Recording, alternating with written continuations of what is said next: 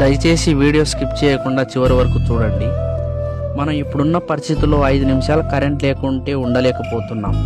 Current ఇప్పుడెందుకు పోయిందా, ఇప్పుడెందుకు తీసాడా అని కరెంటుని మరీ తిరుగుతుంటాం.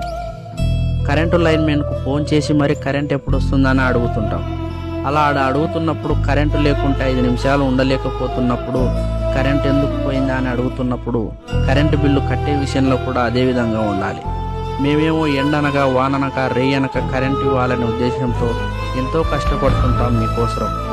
కరెంటు లేకుంటే ఉండలేకపోతారు జనాలని. కానీ మీరేమో కరెంటు బిల్లు కట్టే విషయంలో ఎంత నిర్లక్ష్యం చేస్తారంటే కొందరు చాలా దారుణంగా ఉంటుంది.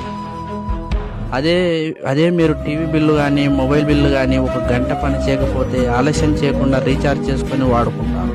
దయచేసి కరెంటు బిల్లు విషయంలో కూడా అదే విధంగా సరైన టైంలో చెల్లించి మా డిపార్ట్మెంట్కు తోడ్పండి. ఎందుకు చెప్తున్నామంటే మాలాంటి